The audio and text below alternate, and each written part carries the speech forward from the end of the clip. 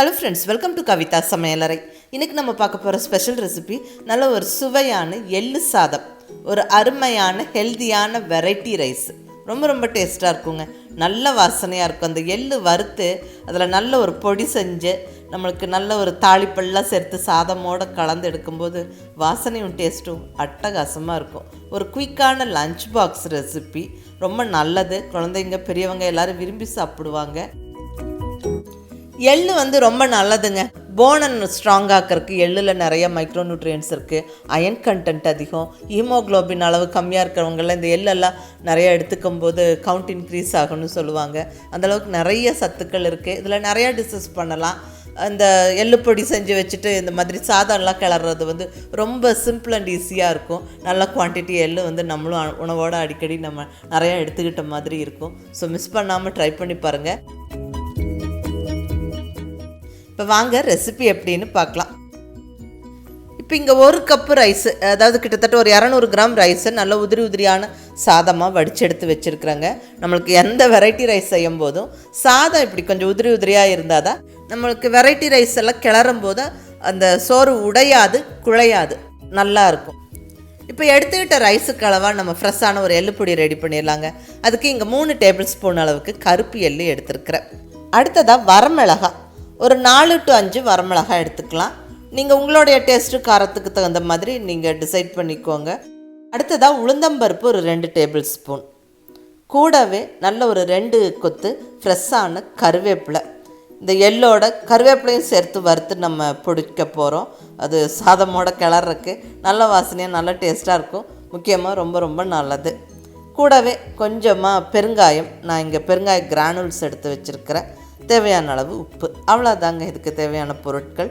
இப்போ நம்ம இதை ஒவ்வொன்றா வறுத்துறணும். அப்புறம் பொடிச்சிட்டு நம்ம தாளிப்பெல்லாம் சேர்த்து சாதத்தோடு கிளறணும். இப்போ இங்கே ஸ்டவ்வில் பேன் வச்சாச்சு. பேன் சூடானதுக்கப்புறம் ஃபஸ்ட்டாக இந்த உளுந்தம்பருப்பை நான் வறுத்து எடுத்துக்கிறேன். 2 டேபிள் ஸ்பூன் உளுந்தம்பருப்பு சேர்த்தாச்சு. இதை நல்லா வறுத்துடலாம். ஸ்டவ்வை மீடியம் ஃப்ளேமில் வச்சுக்கிட்டு நல்லா பொறுமையாக வறுத்து விடுங்க. உளுந்தம்பருப்பு நல்லா செவந்து வாசனை வரணும்.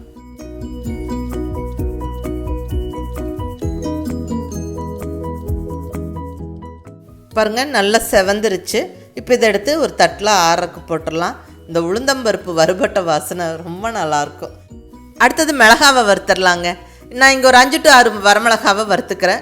மிளகாய் இங்கே நான் சின்னதாக எடுத்துருக்கிறேன். அதனால் நான் இந்த அளவுக்கு போடுறேன். நீங்கள் உங்களுடைய காரம் டேஸ்ட்டுக்கு தகுந்த மாதிரி நீங்கள் டிசைட் பண்ணிக்கோங்க. இதுவும் நல்லா ஒரு நிமிஷம் வறுத்து விட்டுறலாம். நல்லா சூடான பேனில் போட்டங்காட்டிக்கு ஒரே நிமிஷத்தில் நல்லா வறுபட்டுருச்சு. நல்லா கலர் மாறிடுச்சு. இப்போ அதுவும் எடுத்து தட்டில் ஆற போட்டாச்சு. நம்ம எள்ளு சேர்த்து வறுத்துடலாங்க. 3 டேபிள் ஸ்பூன் எள்ளு நல்ல சூடான பேனில் போடுறோம். போட்ட உடனே அப்படியே படப்படன்னு பொரியுது பாருங்கள். இப்படி நல்லா பொரிஞ்சிருச்சு பாருங்கள். ஒரு 30 செகண்ட்லேயே நல்லா எல்லாம் பொரிஞ்சிருச்சு. அவ்வளோதான், எள்ளு ரெடி. அதுவும் எடுத்து நம்ம தட்டில் ஆற போட்டுடலாம். கூடவே அந்த கருவேப்பிலையும் வறுத்து எடுத்துடலாங்க. நல்லா அந்த ஈரப்பதம் போகிற வரைக்கும் வறுத்துக்கணும்.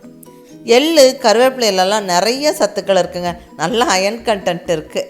இப்படி எந்த பொடி செய்யும் போதும் நம்ம இப்படி கருவேப்பிலையும் வறுத்து எடுத்து கூட சேர்த்துக்கிட்டோம்னா அந்த கருவேப்பிலையோட சத்துக்களும் நல்லா கிடைக்கும். பாருங்கள், இப்படி ஈரப்பதம் போகிற வரைக்கும் வறுத்துக்கங்க. அப்போ தான் நல்லா பொடிச்சிக்க முடியும். பாருங்கள், நல்லா வறுப்பட்டுருச்சு. நல்லா மொறுன்னு ஆயிடுச்சு. இப்போ இதுவும் எடுத்து அதே தட்டில் போட்டு விட்டுறலாம். அடுத்ததான் நம்ம எடுத்து வச்சுருக்கிற பெருங்காயமும் நம்ம இதே பேனில் போட்டு நல்லா வறுத்து எடுத்துடலாங்க.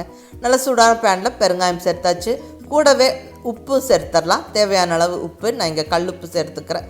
அதுவும் இப்படி லைட்டாக அந்த சூடான பேனில் போட்டு வறுத்துட்டு நம்ம பொடித்தோம்னா நல்லா எல்லாமே நல்லா ஃபைன் பவுடர் ஆகும். அப்புறம் அதே மாதிரி இந்த பொடியை எள்ளுப்பொடியை நம்ம ஸ்டோர் பண்ணி வச்சுக்கிட்டு யூஸ் பண்ணலாம். இட்லி தோசைக்கு தொட்டுக்கலாம், சாதத்தோடு கலந்துக்கலாம். எல்லாமே ரொம்ப நல்லாயிருக்கும். அந்த எள்ளுப்பொடி எப்படி பண்ணுறதுன்னு ஏற்கனவே நான் அப்லோட் பண்ணியிருக்கிறேன்.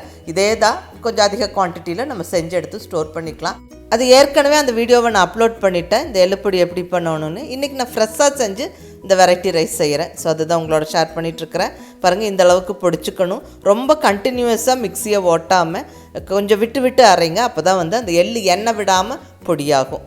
பாருங்கள், நல்ல பொடியாயிடுச்சு. அவ்வளோதான், நம்மளுக்கு எள்ளு பொடி நல்ல கமகமன்னு வாசனையோட சூப்பராக இருக்குங்க. இப்போ நம்ம சாதம் தாளிச்சிடலாம்.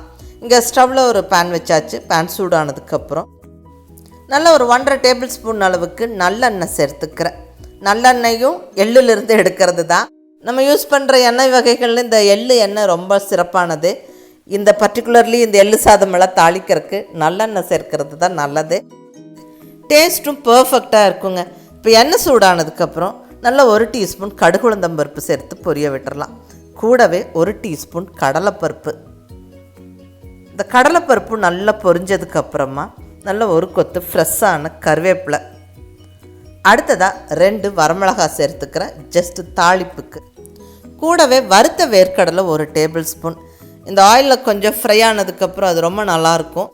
வெரைட்டி ரைஸஸ் செய்யும் போதெல்லாம் இப்படி வேர்க்கடலை முந்திரி பருப்பெல்லாம் சேர்த்துக்கிட்டால் அதனால் அந்த ஆயிலில் ஃப்ரை ஆகி அந்த சாதத்தோடு சேர்த்து நம்ம சாப்பிடும்போது நல்லா க்ரன்ச்சியாக ரொம்ப நல்லாயிருக்கும். பட் அது ஆப்ஷனல். நீங்கள் முந்திரி பருப்பெல்லாம் சேர்க்கறது சேர்க்காமல் இருக்கிறது உங்கள் விருப்பம். பட் இதை சேர்க்கும்போது நல்லா பர்ஃபெக்டான ஒரு டேஸ்ட்டில் இருக்கும். அதை நீங்கள் ட்ரை பண்ணி பாருங்கள். இப்போ எல்லாம் நல்லா வறுத்தாச்சு. ஒரு 2 நிமிஷம் நல்லா அந்த முந்திரி பருப்பெல்லாம் செவக்கிற அளவுக்கு வறுத்தாச்சு. இப்போ நம்ம எடுத்து வச்சுருக்கிற சாதத்தை சேர்த்து விட்டு கூடவே பொடிச்சு வச்சுருக்கிற எள்ளு பொடி அப்படியே மேலால் தூவி விட்டுறலாம். நல்லா கலந்துக்கணும். நம்ம ஏற்கனவே எள்ளுப்பொடி செய்யும்போது உப்பு சேர்த்துருக்குறோம். பட் அது எள்ளுப்பொடிக்கு சரியாக இருக்கும். சாதத்தோடு கலக்கும்போது கொஞ்சம் பத்தாது. ஸோ இன்னும் கொஞ்சம் நான் உப்பு சேர்த்துக்கிறேன் சாதத்துக்கு வேண்டி. அவ்வளோதான், எல்லாமே சேர்த்தாச்சுங்க. நீ நல்லா ஈவனாக கலந்து விட்டுற வேண்டியது தான். அவ்வளோதாங்க, நல்ல சுவையான எள்ளு சாதம் மணக்க மணக்க ஜம்முன்னு ரெடி ஆயிடுச்சு. வாசனையும் டேஸ்ட்டும் அட்டகாசமாக இருக்கும். ரொம்ப சிம்பிளான ரெசிபி, மிஸ் பண்ணாமல் ட்ரை பண்ணி பாருங்கள். எள்ளு ரொம்ப ரொம்ப நல்லது. இப்படி சாதத்தோடலாம் கலந்துக்கும்போது ரொம்ப டேஸ்ட்டாக இருக்கும். சிவன் கோவிலில் பிரசாதமாக எள்ளு சாதம் கொடுப்பாங்க, ரொம்ப நல்லாயிருக்கும். சனிக்கிழமை சனி பகவானுக்கு நம்ம எள்ளு சாதம் படைக்கலாம், ரொம்ப நல்லது. நீங்கள் மிஸ் பண்ணாமல் அதுவும் ட்ரை பண்ணி பாருங்கள், நம்பிக்கை இருக்கிறவங்க. ஸோ அவ்வளோதாங்க, அருமையான இந்த எள்ளு சாதம், இந்த சூப்பரான வெரைட்டி ரைஸை நீங்கள் ட்ரை பண்ணி பார்த்துட்டு உங்கள் ஃபீட்பேக் சொல்லுங்கள். பிடிச்சிருந்தால் லைக் பண்ணி ஷேர் பண்ணி கமெண்ட் பண்ணுங்கள். கவிதா சமையலறை சப்ஸ்கிரைப் பண்ணி என்னுடைய மற்ற ரெசிபிஸும் வீடியோஸும் பாருங்கள். தேங்க்யூ.